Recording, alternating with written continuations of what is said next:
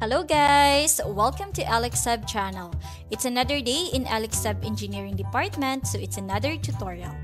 In this video, tuturuan ko kayo kung paano gumawa ng one-way wireless communication gamit ang dalawang ESP32 boards at isang MPU6050 sensor.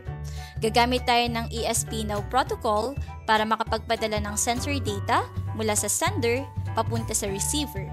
No Wi-Fi router needed.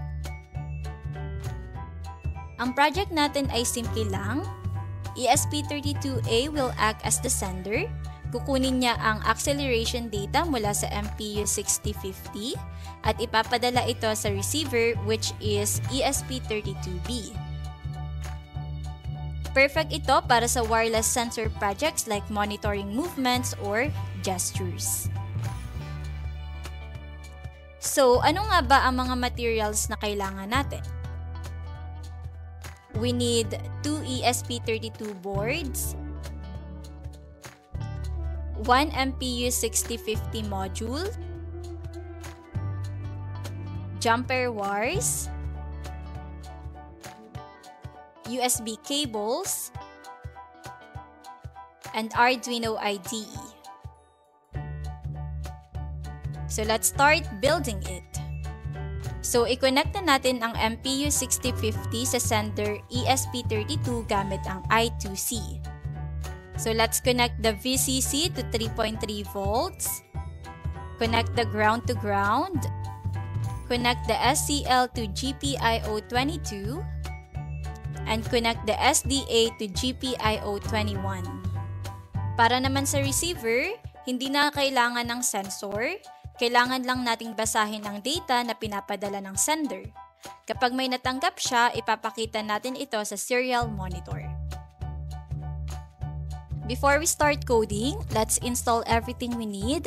Since ang gagamitin natin ay ESP32, kailangan muna natin itong iset up sa Arduino IDE. So, open Arduino IDE, pumunta sa File, Preferences, sa Additional Boards Manager URLs, i-paste ang link na ito. Then, i-click ang OK.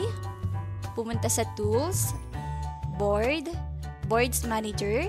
I-search ang ESP32 at i-click ang Install. Kapag natapos na, installed na ang ESP32 board sa inyong Arduino IDE. Now, let's install required libraries. Hindi mo na kailangang i-install ang ESP-NOW.h, Wi-Fi.h at Wire.h dahil built-in na sila sa ESP32 board package.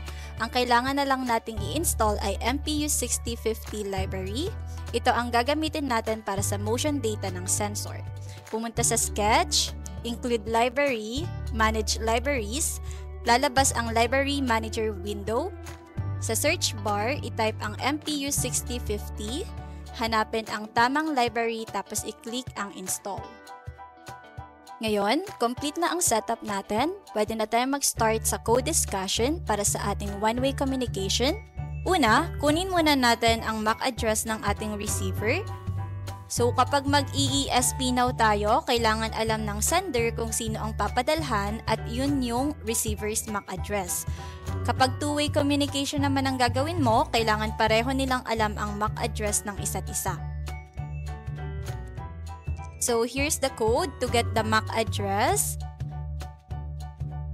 So una, nag-include tayo ng Wi-Fi.h para magamit natin yung Wi-Fi functions. Sa setup function, in-on natin ang serial monitor gamit ang serial.begin 115,200. Then, we have the Wi-Fi.mode, Wi-Fi station. Ito ang nagsiset sa ESP32 bilang station mode para mailabas yung tamang MAC. Tapos, gamit ang Wi-Fi.MAC address, ipiprint natin ang MAC address. Then, i-upload mo lang ito sa ESP32. Buksan ang serial monitor sa 115,200 baud rate at makikita mo ang output. Then, ito yung ating MAC address. Then, ikakopy mo lang yan. Yan ang gagamitin mo sa sender code kung ang ESP na ito ay receiver. Simulan natin sa sender code. Ito yung ESP32 na nakakabit sa MPU 6050. Siya yung magbabasa ng data tapos ipapadala niya sa isa pang ESP32. So first, let's include libraries. Itong mga libraries ay parang toolbox, wire.h para makausap ang sensor gamit ang I2C connection, ESPnow.h para makapagpadala ng data sa isa pang ESP32, Wi-Fi.h para iset up ang ESP32 bilang wireless sender, and MPU6050.h para makuha natin yung galaw o motion galing sa sensor. Then, initialize sensor at receiver MAC address. Gumagawa tayo ng object para sa sensor MPU at tinatandaan din natin yung MAC address ng receiver ESP32. Gumagawa tayo ng bag or lalagyan para sa tatlong numbers na galing sa sensor. So we have X, Y, and Z. Dito naman sa setup function, pinapagana natin ang serial monitor para makita natin kung gumagana ang code.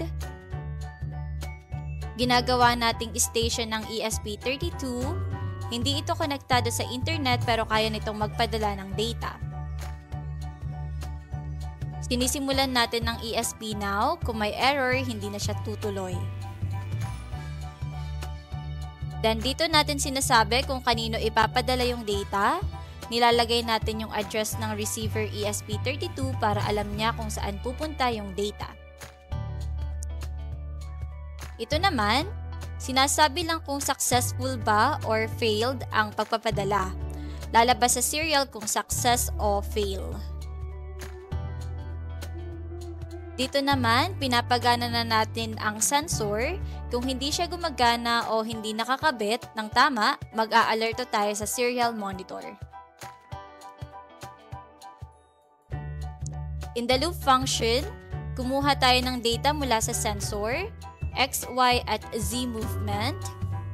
So, bakit may division na 16,384.0? Kasi raw value ito at ito ang conversion para maging GeForce value. So, mas madaling basahin.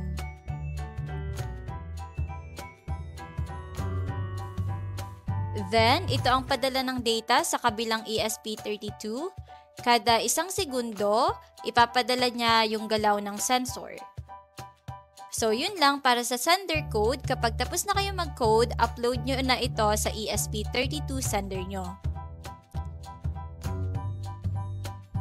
Ngayon naman, ito yung code para sa receiver, ang second ESP32. Siya lang ang tatanggap ng data at ipapakita niya ito sa serial monitor. So let's include libraries again. Ito ang mga kailangan natin para ma-enable ang wireless communication ng ESP32. So we have ESPnow.h para sa ESPnow protocol, at Wi-Fi.h para maset natin ang mode ng ESP. Then, let's create a struct para sa incoming data. Dito, gumawa tayo ng container or lalagyan ng data na matatanggap. Tatlong values ang inaasahan natin galing sa sender. So, we have the x-axis, y-axis, and z-axis. So, galing itong lahat sa MPU 6050 sensor. Then, ito naman yung function para tumanggap ng data. Every time may dumating na data, itong function na to ang tatawagin. So, we have onDataReceive. Gamit ang memcopy, kinokopya lang natin ang laman ng message sa lalagyan natin na incoming data. Then, ipiprint natin ito para makita sa serial monitor kung anong motion data ang natanggap. Sa setup function, una, pinapagana natin ang serial monitor. Tapos, tulad ng sender, ginagawa natin itong Wi-Fi station para hindi siya maghanap ng Wi-Fi. So, instead, ready siya tumanggap ng ESPnow data.